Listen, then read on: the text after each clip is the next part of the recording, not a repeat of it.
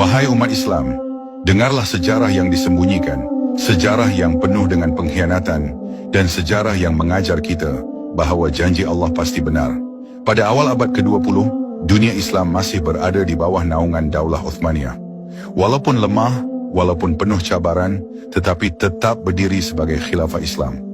Di Hijaz, penjaga Kaabah dan Tanah Haram, duduk seorang lelaki bergelar Syarif Husain bin Ali, keturunan Bani Hashim.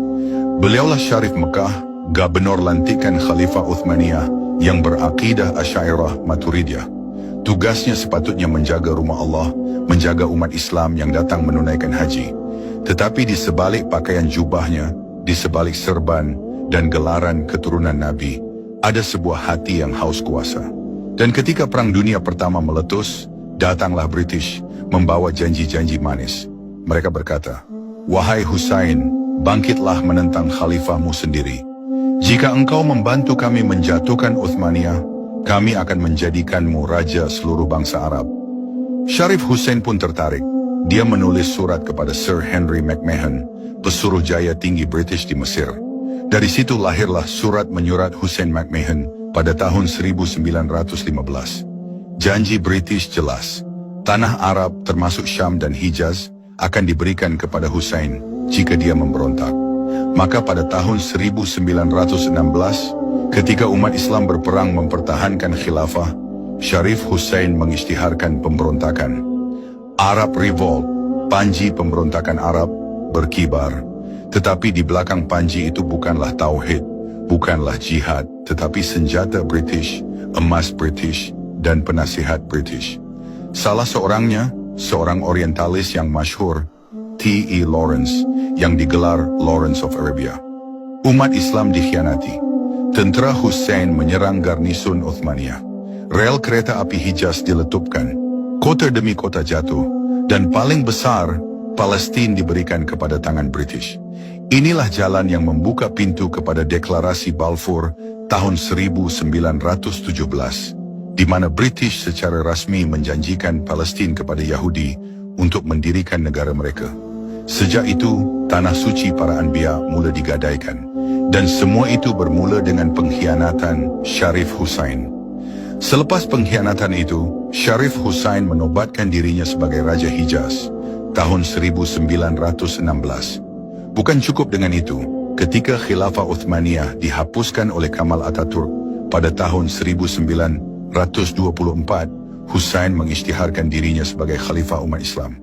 Tetapi seluruh umat menolak kerana mereka tahu lelaki ini bukan pembela Islam, tetapi pengkhianat yang menjual Palestin kepada penjajah.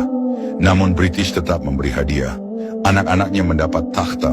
Faisal bin Husain dijadikan Raja Iraq pada tahun 1921. Abdullah bin Husain dijadikan Raja Transjordan, yang kemudian menjadi Jordan. Negara-negara ini lahir bukan dari jihad, bukan dari perjuangan tauhid, tetapi dari perjanjian penjajah Sykes-Picot yang membahagi-bahagikan tanah umat Islam. Tetapi wahai umat Islam, ingatlah firman Allah, "Wala tahsabannallaha ghafilan amma ya'malu dhalimun." Janganlah engkau sangka Allah lalai dari apa yang dilakukan orang-orang zalim. Pembalasan itu datang. Tahun 1925 muncul seorang pemimpin dari padang pasir, seorang lelaki yang hatinya dipenuhi tauhid, yang menolak khurafat dan falsafah sesat yang merosakkan umat di Mekah dan Madinah. Dialah Abdul Aziz ibn Saud. Dengan panji tauhid, dengan kekuatan iman, beliau menyerang Hijaz. Mekah jatuh ke tangannya. Madinah tunduk kepadanya. Kerajaan Syarif Husain hancur berderai. Syarif Husain melarikan diri ke Cyprus, akhirnya mati dalam buangan, jauh dari Kaabah yang pernah dia jaga. Tahun 1931, dia dikuburkan di Amman, Jordan, dalam keadaan hina.